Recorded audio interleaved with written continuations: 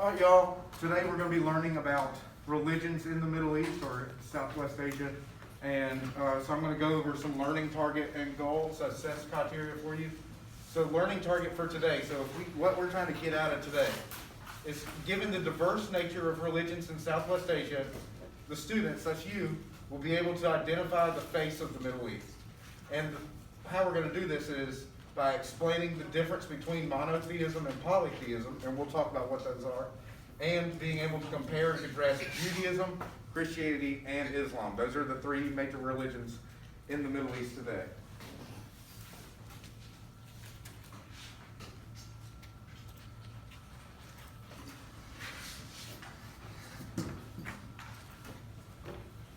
So, what I want you to do is take that piece of paper you got, and we're going to fold it in thirds, like this. To the middle, and to the middle like that.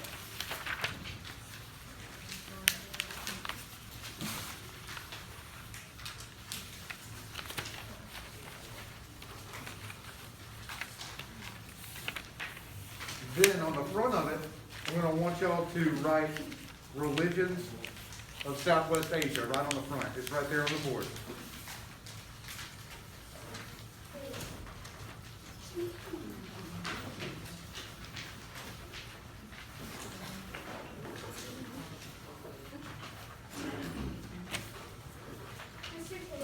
Yes, ma'am.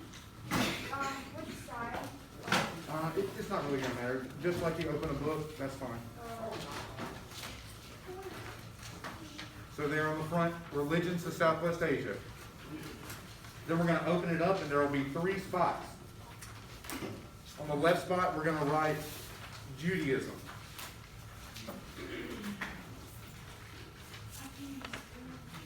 We're going to write Judaism here on the left side. Then in the middle, we're going to put Christianity. And on the right side, we're going to put Islam.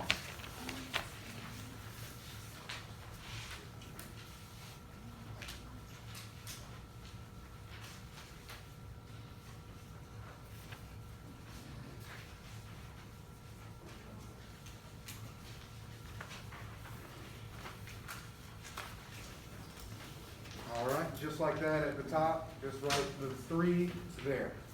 And then as I'm going over these three things, we're going to talk about a little bit about the history of religion overall. Then we're going to get into these three religions that are present in the Middle East. And as I'm doing that, I want y'all to write down two things about each religion. And I'm going to ask you to draw a picture that'll help you remember in your mind what that is. It can be a symbol or some idea, or just you use your creativity.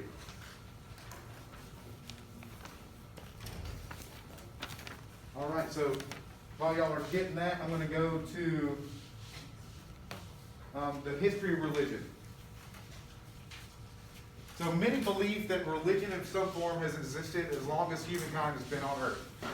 So as long as people have been here, they've been having a faith of some sort. Not everybody, but a lot of people. Some of the first organized religions were formed with the settling down of society with the advent and spread of agriculture. That's farming. So as soon as farming came about, religion started to form. This is because there's a new need to be part of a community working towards a common goal. And I got this out of an encyclopedia. I was trying to get some background information for y'all. And so then we can see that out of these nomadic and farming cultures of the deserts of Southwest Asia arose religions and even ethnic groups that we've been talking about that are distinct and had a lasting impact on the world even until today. There were formative religions in the region, and these are some that you may have heard of. They are ancient religions. They don't really exist today. Some of them, like Zoroastrianism, there are a few followers. But those are the Sumerians, the Akkadians, the Mesopotamians, as well as the Egyptians. Who's heard of Egyptian gods before?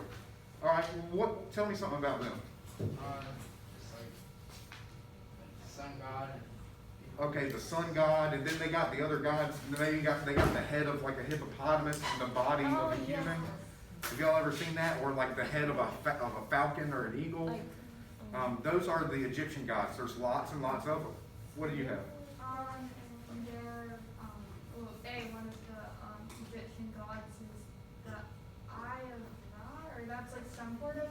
Yeah, I believe so. Yeah, they worship the sun in some ways, and then they had other, like Isis and a few other gods, Horus. Yeah, and there's just a lot of kind of Yeah, they got a lot of mythology involved with that. Okay, so in ancient Egyptian religion, there was a pantheon of gods. Pantheon means multiple, a whole group of people sitting together, multiple gods that can interact with humanity. This is known as polytheism. It's something we're going to be talking about today. It's monotheism and polytheism. Polytheism, poly means multiple, so there's multiple gods. All right, and then from these ancient lists is another group called the Zoroastrians.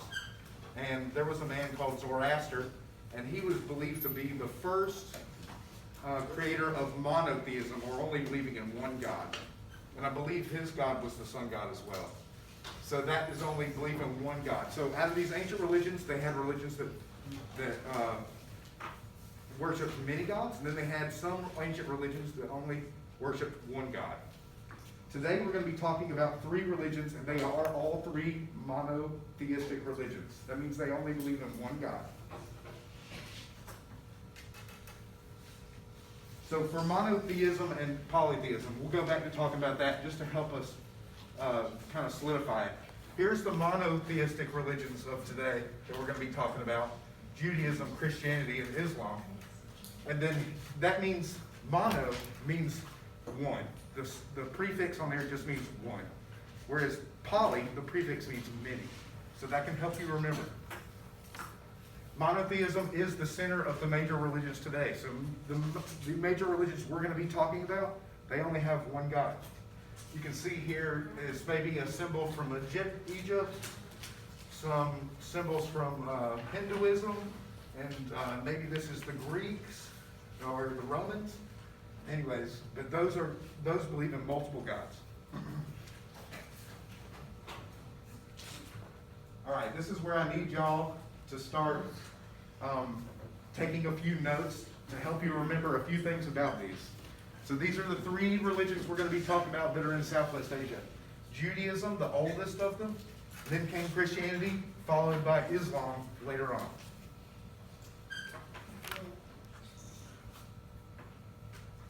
Let's talk about Judaism. And I know this is text heavy, but just write me a couple things down about it that you find interesting, or you maybe had not heard of before, or maybe something you do know that you just want to write down. Tell me about it. So in Judaism, these are people that are known as the Jews, or Hebrews, or there's lots of names for them. This is the oldest religion we're going to be talking about today. And like all religions in the Middle East, Judaism is based on the tradition and the story of Abraham from their holy texts. We learned that maybe somebody has heard of Abraham. He is said to have sacrificed his son, or was going to. And this is a Bible story, and it is a story that is in all three sacred texts that we're going to talk about today. So Judaism today has several key holy texts. The main one is called the Torah. It's also known as the Pentateuch. That's because it is the first 5 books of the Christian Bible that we find that maybe you've seen in the Old Testament. So another central figure in Judaism is Moses. This would be their top prophet. He was a prophet, so he was a leader, and he spoke holy of holy things. What you guys on there? What you say for the prophet? This prophet? Yes, their central prophet is Moses. Moses is said to have led the Jewish people out of slavery in Egypt and took them to the land of modern-day Israel and to the city of Jerusalem. We're going to see as we continue to talk that Jerusalem is a key city in all three of these religions in the Middle East today. Yes, ma'am. Wait, so would that mean that like Moses is their god, or who is? Moses is not a god. Moses was a man, and he is like the prophet. The prophet is basically the religious leader. He's the one that's communing with the higher power, and so that's the central figure in there. You'll see that we have central figures in all three of these religions, something we can compare and contrast later. So their holiest city